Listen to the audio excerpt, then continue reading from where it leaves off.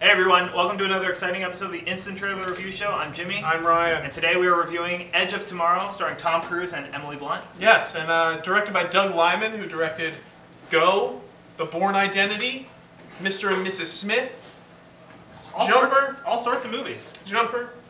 Anyway, so, you know what? An interesting enough trailer if you were like, Groundhog's Day meets Oblivion. Meets the movie with Jake Gyllenhaal. Source Code. Yeah. I like that movie. Go see it. So anyway, Tom Cruise finally looking a little old.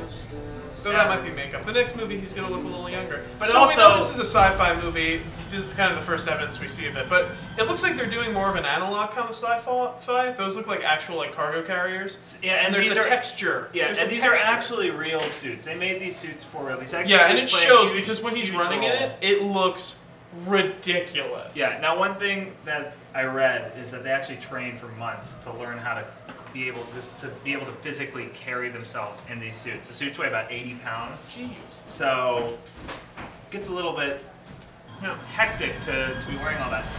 The other thing that I was reading about is like in between takes, they also had rigs that were built that took the weight off of their shoulders. Wow. Literally. So they weren't just getting fatigued standing around. That makes sense. So now, there's Bill Paxton. Love Bill Paxton. Me and Bill Paxton, we go way back. Jimmy once met Bill Paxton at a social event and said to him, and I quote, "I've seen all of your movies." Now, if any of you know Bill Paxton, he's starred in over 3,000 movies. Jimmy's seen every single one. The person most surprised to hear this was Bill Paxton himself. So, that's just something to consider. But Bill Paxton... We'll throw that photo in there. It's just great. It's a great general mustache. He was with his daughter. So anyway, as we said, Doug Liman. Are you a Doug Liman fan, Jimmy? I think the Bourne films are great. He only made one of them. Well, I think Bourne Identity is really strong. I think it's good too. Mr. Smith also really good. That's it. Jumper not as much, but you know what? We all make mistakes. So this is him. Now these battle sequences look awesome. They do. They do indeed. I mean, it's like if Normandy Beach was staged in the future, and instead of the French we were fighting aliens, then or Germans. I mean. I wish that I was gonna say something snooty, but it's exactly what I thought. So. We're in sync here, and then we're about to see Emily Blunt. So they reveal this kind of aspect of the story, which is they both have this kind of repeat thing. Every time they die in this battle, they wake up again and relive the same thing, and then they realize they're together, and they both know. So then they start meeting up every day. Now the hashtag for this movie, and also I think the tagline for this movie, you're going to see in Live, Die, Repeat. Live, Die, Repeat, exactly. Do you think, now, Jimmy, do you think that they're starting to push it a little bit with how young Tom Cruise's love interests can be? I do think that they're stretching that a little bit.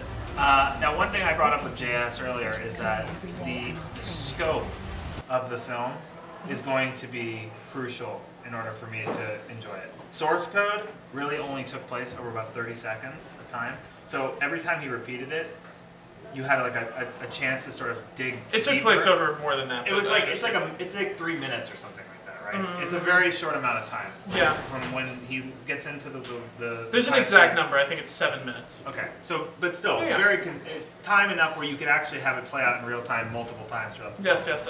And each time you could sort of get into some more of the intricacies and the details of that timeline. Yeah. So with this, if it is this huge who knows how long it is, if it's a day, if it's a few hours, whatever. I just, one of the things I love about source code is how you could get deeper into the story and really peel back the layers every time it repeats. So I hope that they can do something similar. This looks a little more like Groundhog Day, like a full day. Yeah.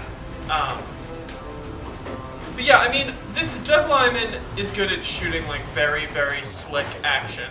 And this looks like it looks very slick. Yeah, absolutely. It's got like this gritty look, but it also... It's about as slick as you can make grit look. Yeah, that's exactly right. That's exactly right.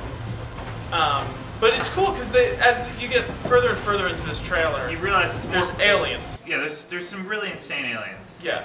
Multi-limbed. It looks like J.J. Abrams may have had something to do with it. It looks like the squid monster from Matrix. Yeah, that's like true. The robots. There you go. We're still living in the shadow of the Matrix.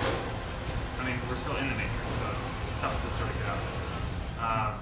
But I think, I mean, this looks very much like Oblivion and from an aesthetic standpoint. Yeah, I know. And so the $1 million question is, will Tom Cruise die at the end of this movie in order to save Emily Blunt or get her out of her timeline? Is that the question? Like, but now I know that that's kind of a loaded question because first of all, you already know in the trailer he's gonna die and he's gonna die a lot. Yeah. But I mean, like, is he? The original name of this movie was "All You Need Is Kill." That's true. Finally, yeah, that is true. Yeah. Just a fact. I don't know. But will he like really like ultimate sacrifice kind of stuff? Yeah, like because Oblivion falls in some of the same suit, and same with Source Code, similar. No spoiler, but yeah, there's a choice to be made in those films at some point, as I'm sure a character will make choices in this film as well. I'll see it. You know what? I'll see it. I'll see it with you, Jim. It looks really fun. It does look fun. And I have to say, anytime a big sci-fi movie goes in the practical route, or bases a lot of what they're doing in the practical route, I get really... that makes me feel good inside. Also, it has to be said, listen, Tom Cruise has had a rough go of it from a PR standpoint for quite a while. The man has made... I would argue against that. I think all press is good press. The man makes good choices. He does. For movie season. He does. He makes good movies. Like, look back at his filmography. He makes a lot of very, very solid movies. Emily Blunt's great. Doug Liman has a history of making very competent action movies. Yeah. And Bill Paxton. And Bill Paxton. I'll add another notch to my Bill Paxton. Jimmy must see it in case he still sees Bill again. And I can say, hey, guess what? I just saw Edge Tomorrow, and you were great in it. So my record remains untarnished. So let us know what you think of Edge of Tomorrow and the trailer. And as always, let us know what you're looking forward to in the year of 2014. Until next time, I'm Ryan. And I'm Jimmy. Thanks for watching. You did. You tried to.